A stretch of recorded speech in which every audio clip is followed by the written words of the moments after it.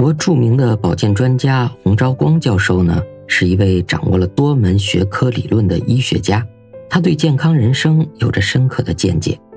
他认为人表面上看起来高矮都差不多，胖瘦也差不多，其实人和人之间是有着天壤之别的。比如说人生吧，风风雨雨，每个人都会遇到生气、着急、不痛快的事儿，但是结果却是各不相同。原因呢，也在于能否做到一直心。洪昭光教授的病人中有这么一个60多岁的老头，大半辈子了，身体一直很硬朗，没病没灾。但是呢，有一天他家遇到事儿了。他的大儿子骑自行车从胡同口出去，一拐弯正好与对面来的一辆大卡车撞上了，把脖子都撞断了，高位截瘫。他到医院的时候儿子正在抢救，身上插着7、8根管子，从鼻子一直到尿管，还有脖子上，还有胳膊上、腿上，到处都是。老人这下犯了愁他儿子才25岁，正准备结婚呢，医生却告诉他儿子将高位截瘫，今后大便小便都成问题了，别说结婚工作不成了，就连生活以后一辈子都得要人伺候。医药费呢3天就1万块钱，今后这一辈子可怎么办呢？老头从医院回去之后就挺不住了，没过几天就吃不下饭，水也喝不下了。后来到医院拍了个片子，居然查出了是食道癌，喉管都堵死了。结果在开刀后发现胃里还有2个癌瘤，3个月前还很健康，压力一来就忧虑，3个月内2个部位3个癌，手术以后呢还是忧虑重重，结果比儿子死得还早。对他来说，压力造成了癌症。事实上，大部分人的身体机能都是大同小异的，有很多情况下，人们得病的关键还在于心。有的人遇到点事儿就受不了，生闷气，干着急，那病准找上他。有的人遇到大事呢，依然是乐观处置，这样的人即便是有病，也不会病到哪里去的，甚至还会有医学奇迹发生。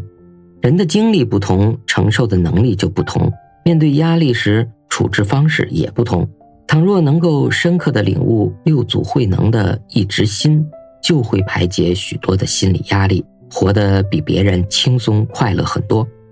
一直心的智慧不仅仅表现在人们面对重大压力时，在更多的时候还表现在得失观上。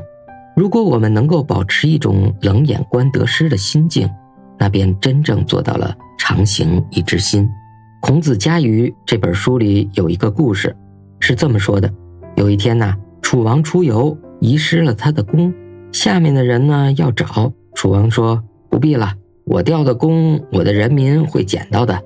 反正都是楚国人得到，又何必去找呢？孔子听到这件事儿，感慨地说：可惜楚王的心还是不够大呀，为什么不讲人掉了弓，自然有人捡呢？何必计较是不是楚国的人呢？人遗弓，人得之，应该是对得失最豁达的看法了。就常情而言，人们在得到一些利益的时候呢，大都喜不自胜，得意之色溢于言表；而在失去一些利益的时候呢，自然会沮丧懊恼，心中愤愤不平，失意之色也流露于外。但是对于那些志趣高雅的人来说，他们在生活中能不以物喜，不以己悲，并不把个人的得失记在心上。他们面对得失时，心平气和，冷静以待。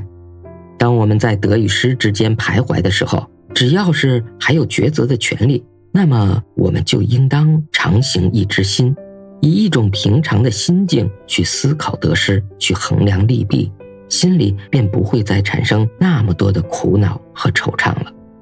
一直心的智慧告诉我们，对待万事万物应该抱有一颗不以物喜，不以己悲的平常心，运用这颗平常心去观察，去做事，便能缓解心中的压力，抚平患得患失的大喜与大悲。好了，今天的分享就到这里，我们下次再见，感恩。